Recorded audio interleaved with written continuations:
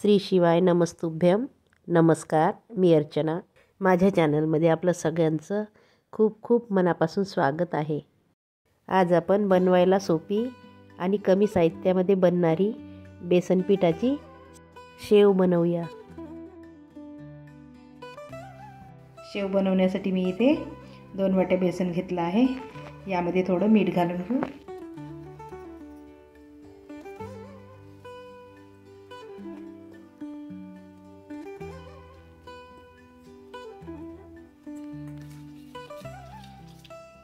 मीठ घालून याला थोडंसं मिसळून घेतलं. आता थोडं थोडं पाणी घेऊन आपण पाणी घालून बेसन पीठ भिजवून घेऊ.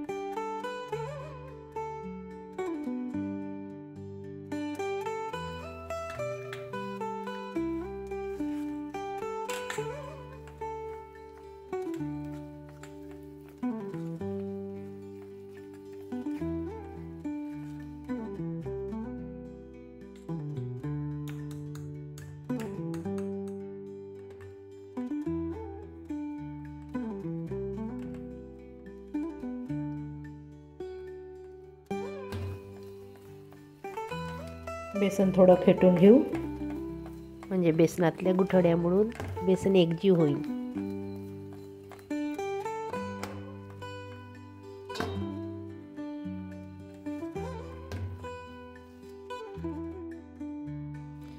बेसन एकजीव करून झालाय. आता आपण शेवच्या साच्याला तेल लावून घेऊ. तेल लावल्यामुळे बेसन साच्याला चिपकणार नाही.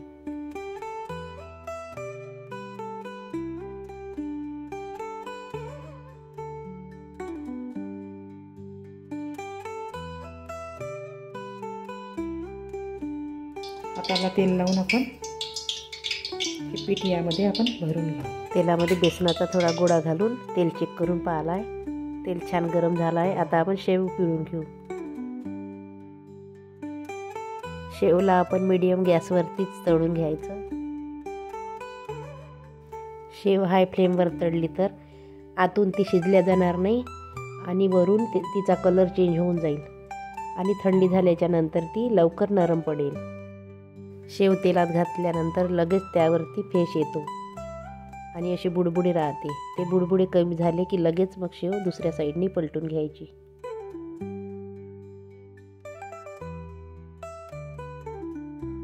दुसऱ्या साईडनी पण शेव तळून झाली आहे. आता आपण ही शेव टिश्यू पेपरवरती काढून घेऊ.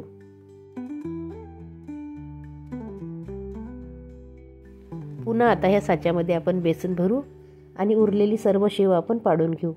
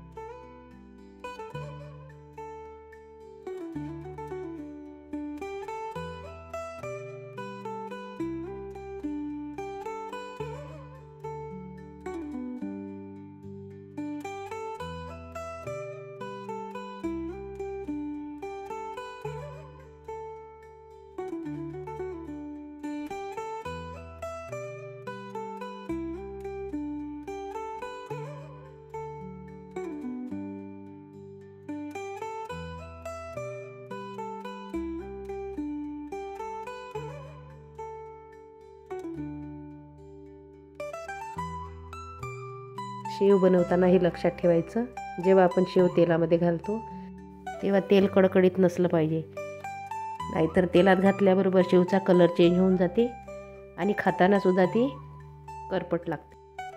दुसरी गोष्ट अशी, शेव जेव्हा आपण तेलामध्ये घालतो तेव्हा तेल जास्त कोमट पण नसलं पाहिजे, नाहीतर शेववरती असा फेस राहील आणि आपली शेव तेलकट होईल.